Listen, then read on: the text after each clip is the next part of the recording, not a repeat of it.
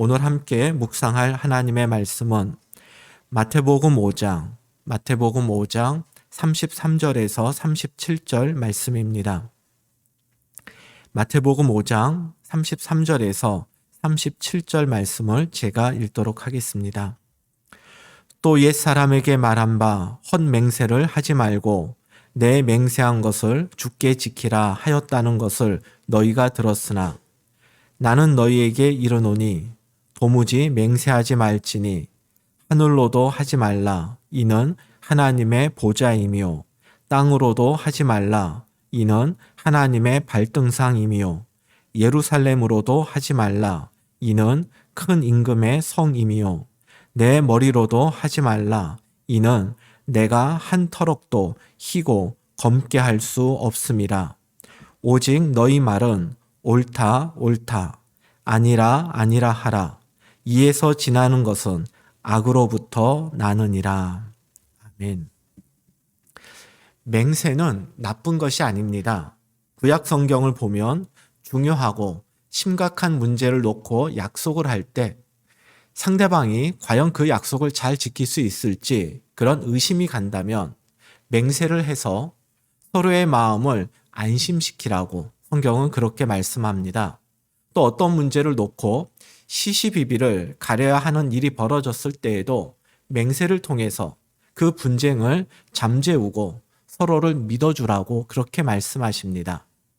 이처럼 맹세는 맹세하는 사람이 정직하고 거짓말을 하지 않고 약속을 잘 지킨다라는 것을 하나님의 이름을 걸고 확증시켜 주는 것입니다. 이것이 성경이 말씀하는 맹세의 기능입니다. 제가 지금 성경에 나오는 맹세의 기능을 말씀드렸는데 바로 이 문장 안에 맹세의 중요한 조건이 하나 나와 있습니다. 바로 맹세할 때에는 반드시 하나님의 이름을 걸고 하라는 것입니다.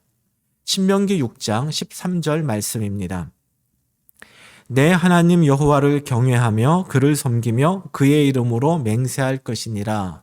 이 신명기 6장 13절을 우리 개역 개정판 성경으로 보면은 여호와 하나님의 이름으로 맹세할 수도 있다. 마치 그런 의미 같습니다. 하지만 세번역 성경을 보면 그렇지 않습니다. 세번역 성경이 원문에 조금 더 가깝게 번역이 되었습니다. 당신들은 주 당신들의 하나님을 경외하며 그를 섬기며 그의 이름으로만 맹세하십시오. 하나님의 이름으로도 맹세할 수 있다가 아니라 오직 하나님의 이름으로만 맹세를 하는 것입니다.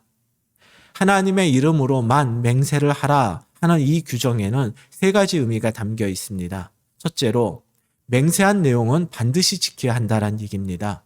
그 누구의 이름도 아니고 거룩하신 하나님의 이름을 걸고 한 맹세이기 때문에 그 맹세는 반드시 지켜라 이런 의미입니다. 두 번째로는 맹세할 때 절대 거짓으로 맹세하면 안 된다는 얘기입니다. 하나님의 이름으로 걸고 하는데 어찌 내가 거짓말을 참말이라고 그렇게 말할 수 있겠습니까? 세 번째로는 이것은 그 맹세를 듣는 사람에 대한 규정인데 맹세를 듣는 사람은 그 맹세의 말을 들었을 때 하나님의 이름을 걸고 누군가가 맹세를 했다면 그 상대를 의심하지 말고 믿어주어라. 바로 이것이 하나님의 이름으로만 맹세하라. 여기에 담긴 의미들입니다. 출애굽기 22장을 보면 이 맹세와 관련된 이러한 내용을 하나님께서 하나의 가상의 상황을 설정하고 설명하시는 그런 말씀이 나옵니다. 출애굽기 22장 10절과 11절 말씀입니다.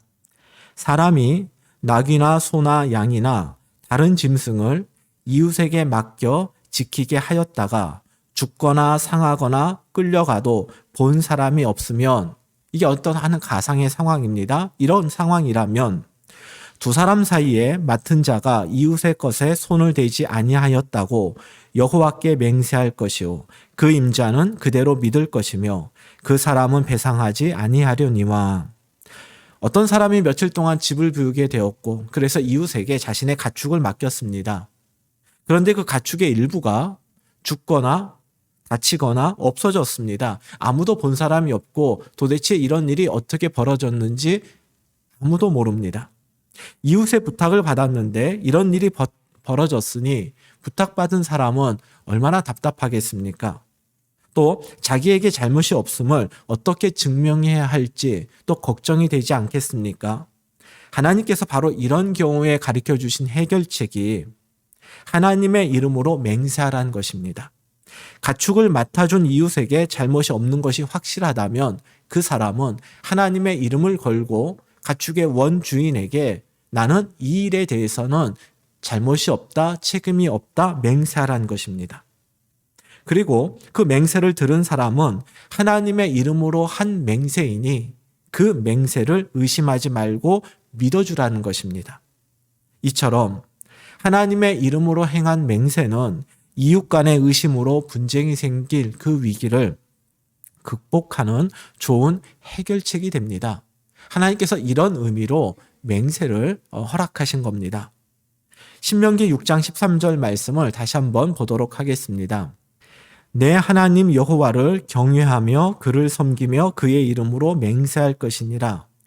하나님의 이름으로 맹세라는 이 규정은 단독으로 기록되지 않았습니다. 내 하나님 여호와를 경외하며 그를 섬겨라 라는 문장과 함께 쓰였습니다. 하나님을 경외하고 섬긴다 하는 이 말은 하나님을 예배한다라는 뜻입니다.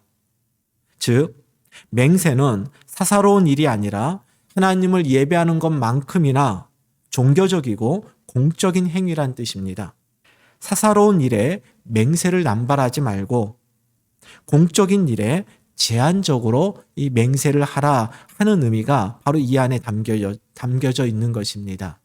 이처럼 맹세는 하나님의 이름을 걸고 행하는 종교적이고 공적인 행위이기 때문에 10계명의 세 번째 계명인 출애굽기 20장 7절에 구체적 예로 사용이 됩니다. 출애굽기 20장 7절입니다. 너는 내 하나님 여호와의 이름을 망령되게 부르지 말라. 여호와는 그의 이름을 망령되게 부르는 자를 죄 없다 하지 아니하리라. 이것은 십계명의 세 번째 계명입니다. 하나님은 당신의 이름을 망령되게 부르는 것을 죄로 여기십니다.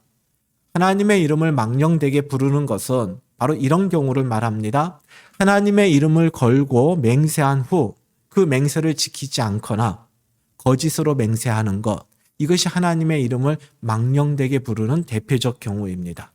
그리고 하나님의 이름을 걸고 한 맹세를 믿어주지 않는 것, 이것도 하나님의 이름을 망령되게 하는 것입니다.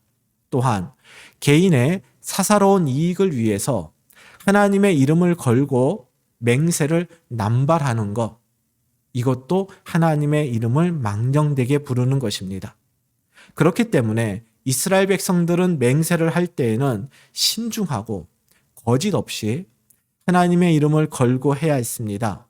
그리고 하나님의 이름을 걸고 한 맹세라면 반드시 그것을 지키고 그 맹세를 들은 사람도 그 맹세를 믿어주어야 했습니다. 이것이 구약 성경이 말씀하는 맹세에 대한 가르침입니다. 이에 대해서 서기관과 바리새인들은 이 말씀들을 어떻게 해석하고 적용을 했을까요? 오늘의 본문인 마태복음 5장 33절입니다. 또 옛사람에게 말한 바 헛맹세를 하지 말고 내 맹세한 것을 주께 지키라 하였다는 것을 너희가 들었으나, 옛사람에게 말한 바 너희가 들었으나, 이 형식으로 되어 있는 문장은 예수님께서 구약 성경을 그대로 인용한 것이 아니다라고 몇 번 말씀을 드렸습니다. 이 부분은 서기관과 바리새인들이 자신의 입맛에 맞게 말씀을 왜곡한 것을 지금 예수님께서 언급하고 계시는 것입니다. 서기관과 바리새인들은 맹세에 대해서 두 가지를 말하고 있습니다. 첫 번째로 헛맹세를 하지 말아라. 즉 거짓 맹세를 해서는 안 된다. 그들은 이렇게 백성들을 가르쳤습니다. 두 번째로 네가 맹세한 것이 있다면 그것을 반드시 주께 지켜라. 또 이렇게 백성들을 가르쳤습니다.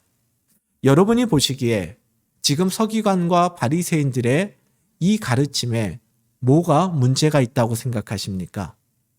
우리가 보기에 이 화면에 보이는 두 문장에는 전혀 문제가 없는 것 같습니다. 하지만 이들의 이야기들을 잘 살펴보면 이들은 논리를 과장한 궤변을 펼치고 있습니다. 그냥 우리식으로 말을 한다면 말꼬리 잡기로 자기의 책임을 교묘하게 회피해감을 이제 여러분들이 확인하게 될 것입니다. 먼저 헛맹세를 하지 말라 하는 이 말 속에 서기관들과 바리새인들이 말씀을 어떻게 왜곡하고 있는지를 살펴보겠습니다. 성경의 각주에도 나오듯 헛맹세를 하지 말라는 이 구절은 레위기 19장 12절을 염두에 둔 것이었습니다. 레위기 19장 12절입니다. 너희는 내 이름으로 거짓 맹세함으로 내 하나님의 이름을 욕되게 하지 말라. 나는 여호와이니라. 앞서 말씀드렸던 것처럼 맹세는 오직 하나님의 이름으로만 하는 것이기 때문에 내가 안 했는데도 그것을 했다. 혹은 지키지 않을 것을 내가 반드시 지키겠다. 이렇게 약속하고 맹세해서는 안 됩니다. 그것은 하나님의 이름을 욕되게 하고 망령되게 하는 것입니다. 여기까지 보면 헛맹세를 하지 말라는 서기관과 바리새인들의 가르침은 맹세에 대한 구약의 말씀을 왜곡하고 있는 것 같지 않습니다. 그런데 이제 서기관과 바리새인들의 말씀 왜곡, 말씀 뒤집기가 시작이 됩니다. 맹세는 하나님의 이름을 걸고 하는 것이기 때문에 절대로 거짓으로 해서는 안 된다. 이것이 구약 성경이 가르쳐주고 있는 맹세의 기본 원칙입니다. 그런데 서기관과 바리새인들은 이 구약의 맹세의 기본 원칙을 이렇게 바꿨습니다. 하나님의 이름을 걸고 하는 맹세는 절대로 거짓으로 해서는 안 된다. 여러분, 제가 실수한 것 같지 않습니까? 같은 문장을 2번 쓴 것 같지 않습니까? 이 두 문장에 어떤 차이가 여러분 보이십니까? 맹세와 하나님의 이름이라고 하는 그 두 단어의 위치만 바뀌었습니다. 이건 단지 단어의 위치만 바뀐 것이 아닙니다. 이 안에 어떤 왜곡, 어떤 궤변이 숨어들어 있는지 다음의 문장을 보시면 여러분이 금방 이해가 되실 것입니다. 서기관과 바리새인들이 하는 말은 이런 겁니다. 하나님의 이름을 걸고 하는 맹세는 절대 거짓으로 해서는 안 된다. 다만 하나님의 이름이 아니라면 다른 이름을 걸고 맹세를 했더라면 그것은 거짓 맹세라 하더라도 하나님의 이름을 망령되게 한 것이 아니다. 이것이 서기관과 바리새인들이 생각한 맹세의 규정입니다. 이들은 매우 논리적인 듯 말을 하지만 사실 궤변에 불과한 것입니다. 이러한 궤변이 서기관과 바리새인들에게서 나온 것이라고 생각하는 이유는 바로 34절 이하에 나오는 예수님의 말씀에서 찾을 수 있습니다. 마태복음 5장 34절에서 36절 말씀입니다. 나는 너희에게 이르노니 도무지 맹세하지 말지니 하늘로도 하지 말라. 이는 하나님의 보좌이미요. 땅으로도 하지 말라. 이는 하나님의 발등상이미요. 예루살렘으로도 하지 말라. 이는 큰 임금의 성임이요. 내 머리로도 하지 말라. 이는 내가 한 터럭도 희고 검게 할 수 없음이라. 맹세는 서로를 믿을 수 없는 상황 속에서 분쟁과 갈등을 해결하기 위해서 또 서로에게 신뢰를 주기 위해서 하나님의 이름만을 걸고 하는 것입니다. 그렇기 때문에 이 맹세라고 하는 것에는 거짓이 들어올 자리가 없습니다. 하지만 서기관과 바리새인들은 개인적인 이익이나 자신들의 허물을 가리기 위해서 그리고 사람들의 신뢰를 얻기 위해서 거짓된 내용으로 맹세를 했습니다.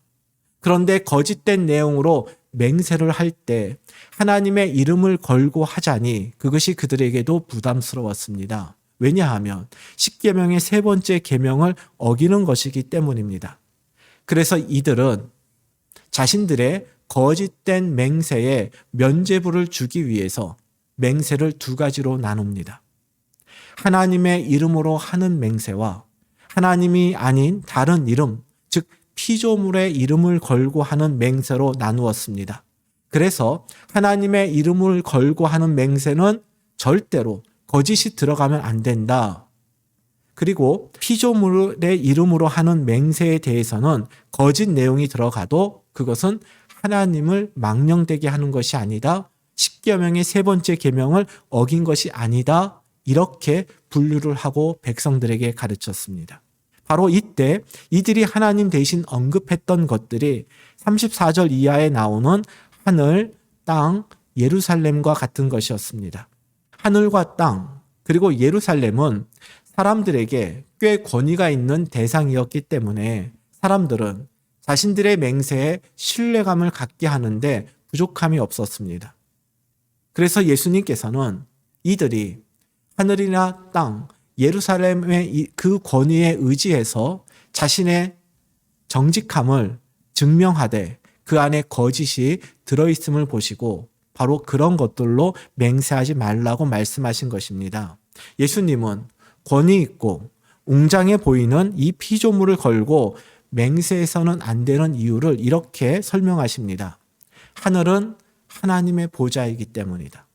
땅은 하나님의 발등상이고 예루살렘은 하나님의 성이기 때문이다. 이는 사람들이 하나님과 관련이 없다고 생각하는 것들이 사실은 다 하나님과 연결되어 있다라고 지금 말씀하시는 것입니다. 그렇기 때문에 하나님과 관련이 없어 보이는 피조물을 걸고 맹세하더라도 결국은 하나님의 이름을 걸고 맹세하는 것과 같은 겁니다.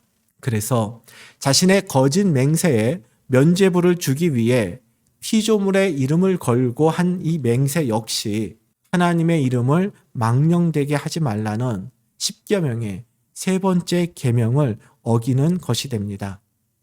그런데 36절을 보면은 내 머리로도 맹세하지 말라는 말씀이 있습니다. 여기서 머리는 머리카락을 뜻합니다. 하늘이나 땅, 또 예루살렘과는 달리 이 머리카락은 하나님이 아니라 그 사람과 관련된 것입니다. 보통 맹세할 때에는 자기보다 권위 있는 것을 내세우기도 하지만 자기에게 있어서 소중한 것을 걸고 맹세할 때가 있습니다. 머리카락이 바로 그 경우입니다. 그러나 머리카락이 내 거라고 나의 소중한 것이라고 우리가 생각하지만 예수님은 말씀하십니다. 너희가 머리카락 한 터럭이라도 희게 혹은 검게 할 수 있느냐? 너희가 제어할 수 없고 통제할 수 없는 것 너희 것이 아니다라는 얘기입니다. 머리를 희게 검게 하는 것도 하나님의 소관이십니다. 결국 우리의 소유라 생각되는 머리카락도 하나님의 것이란 말씀입니다. 그래서 우리의 머리카락을 걸고 거짓 맹세를 한다면 그건 역시 하나님의 이름을 망령되게 하는 것과 같다. 예수님은 그렇게 보고 계십니다. 여러분이 아마 이 대목에서 조금 헷갈리실 수 있을 것 같습니다. 보통 34절에서 이 36절 말씀을 맹세할 때에는 피조물의 이름을 걸고 맹세해서는 안 되고 오직 하나님의 이름으로만 맹세해야 한다. 예수님께서 그걸 강조하신 것으로 이해하기가 쉽습니다. 그런데 예수님의 말씀의 핵심은 어떤 이름으로 맹세해야 올바른 맹세냐? 그것이 아닙니다. 바로 맹세의 진실함과 정직함입니다. 34절에서 36절은 모든 피조물은 다 하나님과 연결이 되어 있기 때문에 누구의 이름으로 맹세하더라도 절대로 그 안에는 거짓이 들어가면 안 된다. 예수님은 이 말씀을 하고 계신 것입니다. 즉, 하나님의 이름을 걸었느냐, 피조물의 이름을 걸었느냐, 그것이 맹세의 어떤 권위나 정당성을 부여하는 것이 아니라 맹세 안에 거짓이 들어간다면 그건 어떤 이름을 걸고 하더라도 하나님 앞에서 죄가 되는 것이다 하면서 서기관과 바리새인들의 얄팍한 수를 예수님이 지금 폭로하신 것입니다. 이제 서기관과 바리새인들이 맹세의 말씀을 왜곡한 두 번째 내용을 보겠습니다. 다시 마태복음 5장 33절입니다. 옛사람에게 말한 바 헛맹세를 하지 말고 내 맹세한 것을 주께 지키라 하였다는 것을 너희가 들었으나. 서기관과 바리새인들이 맹세에 대해서 가르치는 두 번째 내용은 네가 맹세한 것을 주께 지키라입니다. 이는 우리가 하나님께 맹세 또는 약속한 것은 반드시 지키라는 말입니다. 각주를 보니 이 말은 민수기 30장 2절과 신명기 24장 21절을 근거로 하고 있습니다. 이러한 말씀에 비추어 볼 때 내가 맹세한 것을 주께 지키라는 이 서기관과 바리새인의 가르침 역시 언뜻 보기에 잘못된 부분이 없는 것 같습니다. 여호와께 맹세한 것은 반드시 지키라. 서기관과 바리새인들은 이러한 가르침 뒤에 다음과 같은 궤변을 덧붙였습니다. 그러나 사람에게 맹세한 것은 반드시 지킬 필요가 없다. 앞서 첫 번째 궤변은 자신의 이익을 위해서나 자신의 허물을 감추기 위해서 거짓 맹세에 대한 면죄부를 주기 위해 말씀을 왜곡했다면, 이번에는 맹세를 하고서 지키지 않은 것에 대해 면죄부를 주기 위해서 말씀을 왜곡한 것입니다. 왜 지키지도 않을 것을 이들은 맹세하고 또 그것을 죄가 아닌 듯 포장하기 위해서 말씀을 왜곡했을까요? 평소에 그들의 말과 행동이 달랐기 때문입니다. 그래서 사람들에게 신뢰를 얻지 못했기 때문에 이들은 맹세를 통해서 자신들의 어떤 신뢰도를 높여야 했던 것입니다. 그래서 사람들의 신임을 얻기 위해서 사사로운 일상의 대화 속에서 지키지도 못할 약속과 지킬 마음도 없는 맹세를 이들이 남발했던 것입니다. 하나님께 맹세하지 않았기 때문에 그 맹세를 지키지 않아도 된다, 율법을 어긴 것이 아니다 하는 이들의 주장은 바로 자신들의 그러한 허물들을 감추기 위한 것이었습니다. 이에 대해서 예수님께서는 이제 이렇게 말씀하십니다. 마태복음 5장 37절입니다. 오직 너희 말은 옳다 옳다 아니라 아니라 하라. 이에서 지나는 것은 악으로부터 나느니라. 하나님 나라의 백성이라면 또 예수님의 제자라면 옳은 것은 옳다고 틀린 것은 틀렸다라고 말하는 것으로 충분해야 합니다. 옳은 것을 옳다고 말하고 또 잘못된 것을 잘못되었다고 말하는 데 있어서 왜 맹세가 필요합니까?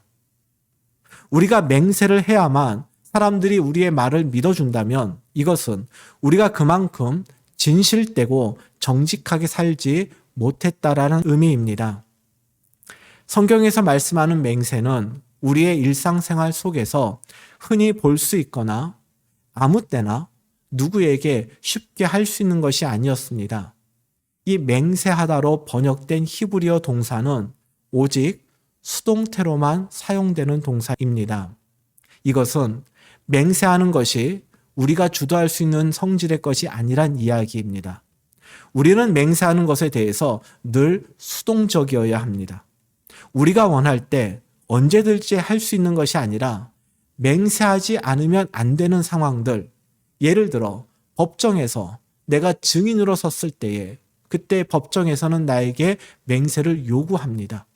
사실 나는 맹세하지 않아도 정직하게 말을 하고 거짓을 말하지 않을 것은 분명하지만 법정에서 나에게 맹세를 요구하기에 맹세를 하는 것입니다.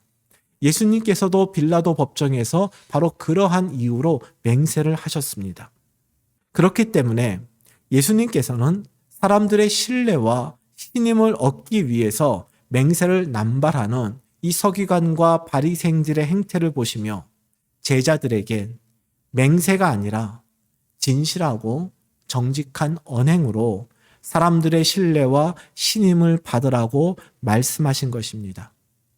결국 오늘 제가 여기까지 말씀을 설명하면서 매우 복잡하게 여러 가지 것들을 설명을 드렸고 사실 여러분들도 오늘 제 설명이 명확하게 정리가 안 됐을 수도 있습니다.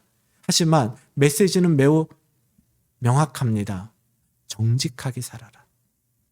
맹세하지 않아도 너의 그 정직함을 사람들이 알아줄 만큼 그렇게 정직하게 살라 하는 것입니다. 그런데 문제는 정직하게 사는 것이 정말 어렵다라는 것입니다. 정직하게 살려고 노력하면 손해를 보고 불이익 당하기 일쑤입니다. 서양의 속담에 정직이 최선의 방책이다 하는 것을 여러분이 익히 알고 계실 겁니다. 그런데 솔직히 이 속담이 현실 세계에 그대로 적용이 된다고 생각하는 사람은 드물 것입니다. 그래서 마크 트웨이는 이 속담을 비틀어서 정직하지 못한 세태를 비꼬집었다고 합니다. 그는 이렇게 말했다고 합니다. 정직이 최선의 방책이다. 단, 돈이 될 때에만. 돈 앞에서는 사람들은 정직의 가치를 외면한다는 것입니다. 그런데 우리 그리스도인들은 돈이 되지 않을 때에도 정직을 최선의 방책으로 여겨야 합니다. 손해를 보더라도 거짓과는 절대 타협해서는 안 됩니다. 왜 그렇게 살아야 합니까? 시편 5편 6절입니다. 거짓말하는 자들을 멸망시키시리이다. 여호와께서는 피 흘리기를 즐기는 자와 속이는 자를 싫어하시나이다. 그것은 바로 하나님께서 거짓을 싫어하시기 때문입니다. 우리가 하나님과 관계없는 인생을 살아간다면 모르지만 하나님의 자녀요, 하나님 나라의 백성인 이상 우리는 하나님이 싫어하시는 거짓을 멀리해야 합니다. 시편 15편 1절 말씀을 보면 다윗은 주의 장막에 머무를 사람이 누구인가? 주의 성산에 사는 사람은 누구인지를 묻고 스스로 그 답을 써내려 갑니다. 시편 15편 2절과 3절입니다. 깨끗한 삶을 사는 사람, 정의를 실천하는 사람, 마음으로 진실을 말하는 사람, 혀를 놀려 남의 허물을 들추지 않는 사람, 친구에게 해를 끼치지 않는 사람, 이웃을 모욕하지 않는 사람, 이런 사람들이 주님과 함께 교제하고 주의 전에 거하는 사람들이다. 다윗이 그렇게 답을 하고 있습니다. 진실되고 정직한 사람이란 얘기입니다. 이들만이 주의 장막에 살 수 있고 주님의 거룩한 산에서 주님과 교제할 수 있습니다. 그런데 다윗이 말하는 주의 성산에 거할 자는 이들만 있는 것이 아닙니다. 다음과 같은 사람들도 주님과 깊은 교제를 나누게 됩니다. 시편 15편 4절입니다. 하나님을 업심여기는 자를 경멸하고 주님을 두려워하는 사람을 존경하는 사람입니다. 맹세한 것은 해가 되더라도 깨뜨리지 않고 지키는 사람입니다. 맹세한 것은 해가 되더라도 깨뜨리지 않고 지키는 사람. 그저 맹세를 지키는 정도가 아니라 아무리 어려움을 겪더라도 아무리 불이익을 당하더라도 불의한 세상으로부터 따돌림과 박해를 받더라도 거짓과 타협하지 않고 정직하게 사는 사람.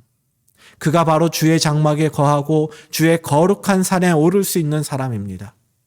저는 오늘 이 맹세와 관련된 이 말씀 앞에서 우리의 결단이 정직과 진실한 삶을 사는 것에 머무르지 않고 해가 되더라도 정직하게 살겠습니다. 진실한 삶을 포기하지 않겠습니다. 하는 시편 15편 4절의 말씀에까지 우리 모두가 나아갈 수 있기를 바랍니다. 마지막으로 하나님께서 우리에게 원하시는 이 정직한 삶, 나에게 해가 되더라도 부정과 불의에 타협하지 않는 삶을 살아가는데 걸림돌이 되는 것은 무엇인지, 그리고 그 걸림돌을 어떻게 걷어낼 수 있을지를 생각해 보도록 하겠습니다. 첫 번째로, 과연 내가 해를 받더라도 맹세를 지키며 정직하게 살아갈 수 있을까? 연약한 내가 그런 세상에 따돌림, 핍박, 손해와 불이익 앞에서도 과연 내 마음을 지킬 수 있을까 하는 의구심이 들 때 우리는 이 정직의 삶을 살아가기가 어렵습니다. 저는 이 의구심을 깨트릴 수 있는 방법을 옥하는 목사님께서 21년 전에 한 설교에서 찾았습니다. 산상수훈의 설교집 2번째 책에 나온 내용을 여러분들에게 소개해 드리겠습니다. 눈앞에 있는 것만 보면 안 됩니다. 멀리 보아야 합니다. 가까이서 보면 몇 마디 거짓말하는 것이 돈을 모으는 수단이 될 수도 있습니다. 눈 딱 감고 거짓말을 하면 성공할 수 있고 남을 앞지를 수도 있습니다. 거짓말은 우리가 쉽게 선택할 수 있는 방법 가운데 하나입니다. 그러나 멀리 보십시오. 목전의 이익에 눈이 어두워 소탐대실하는 우를 범해서는 안 됩니다. 여러분, 이 부분을 눈여겨보시기 바랍니다. 하나님께서 우리에게 원하시는 것은 세상적인 방법이나 죄의 유혹에 무너지는 나약한 모습이 아닙니다. 거짓말을 용납하지 않으시는 하나님께서 오늘의 성공이 내일의 실패가 되고 오늘의 안전이 내일의 벼랑 끝이 되는 사례들을 반드시 보여주십니다. 왜냐하면 하나님께서 거짓에는 복을 주시지 않기 때문입니다.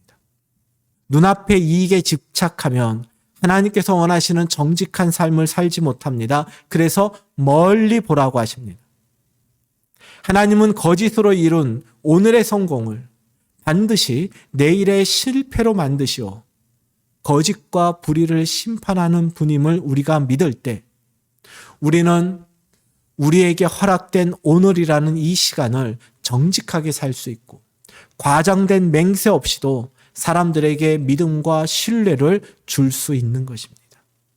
내 안에는 정직과 거룩의 삶을 불이익과 박해 속에서도 지켜낼 능력이 없지만 불의를 심판하시는 그리고 정직을 기뻐하시는 그 하나님을 믿을 때 우리는 이 삶을 살 수 있는 것입니다.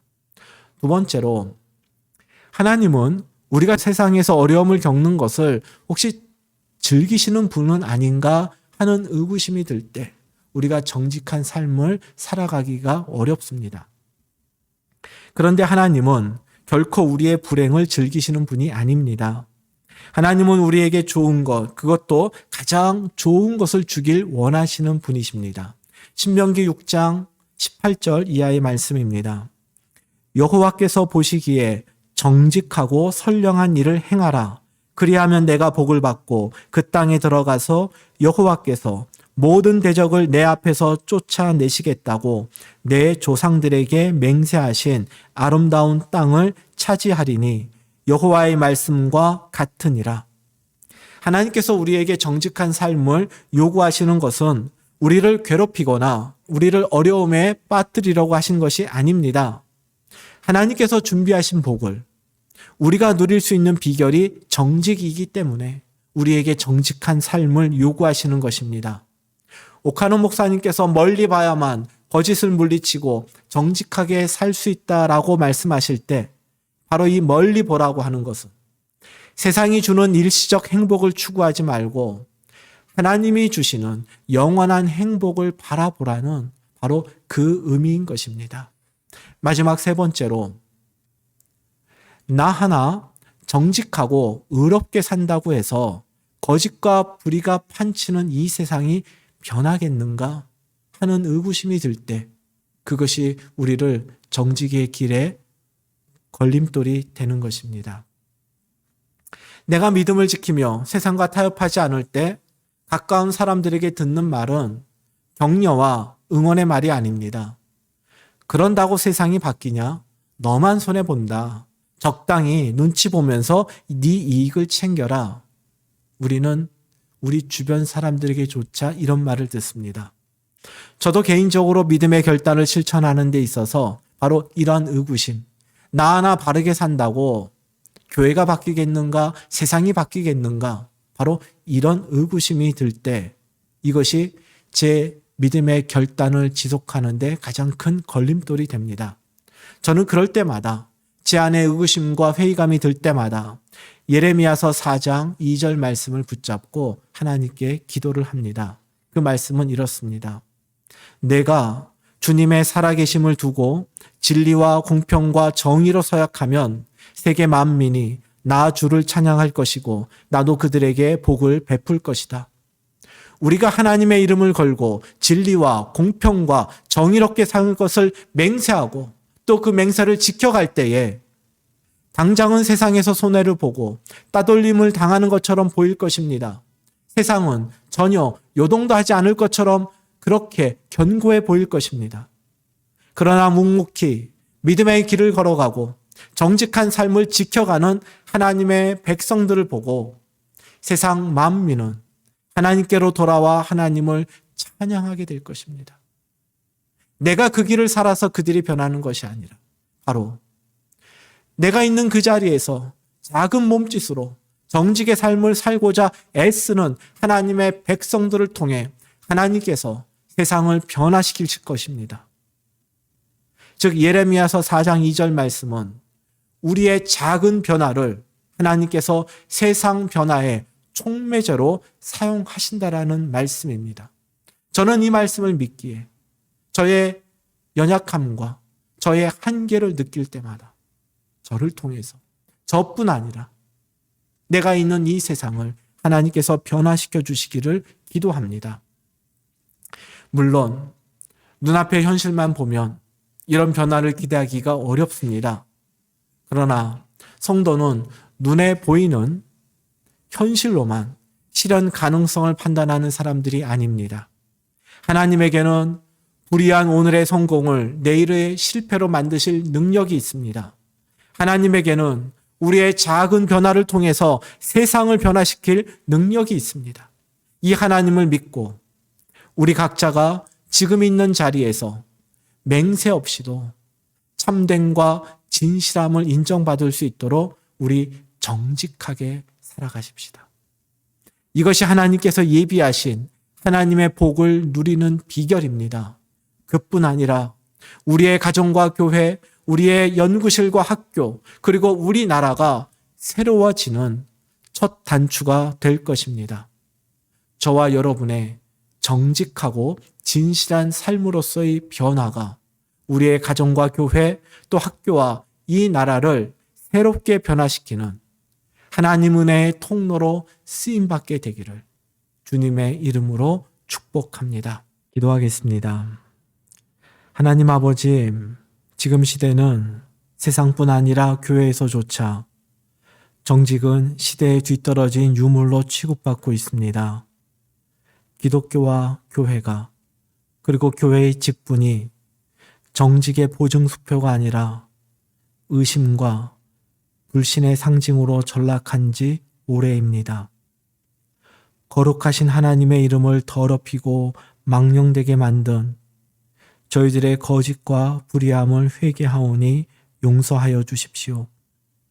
과장된 맹세를 하지 않으면 사람들의 신임을 받지 못하는 생활을 청산하고 맹세가 필요 없는 하나님의 신실한 백성으로 거듭나도록 도와주십시오. 내 주머니와 지갑만 채울 수 있다면 어떠한 불의도 용납하는 이 나라의 현실을 불쌍히 여겨주시고 우리 그리스도인들이 이러한 불의한 세태에 휩쓸리지 않고 거스르며 살아갈 수 있는 힘과 용기를 허락하여 주십시오. 비록 우리 자신은 미약하지만 하나님께는 우리의 작은 변화를 통해 세상을 새롭게 변화시킬 능력이 있음을 믿습니다.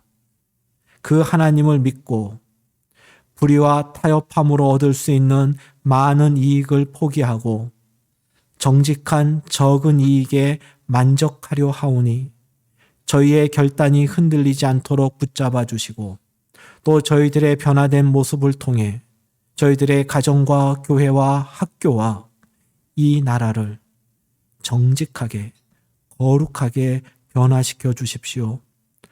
오늘도 주일 헌금과 11조 헌금과 감사 헌금과 선교 헌금 등 다양한 제목으로 주님께 예물을 드립니다.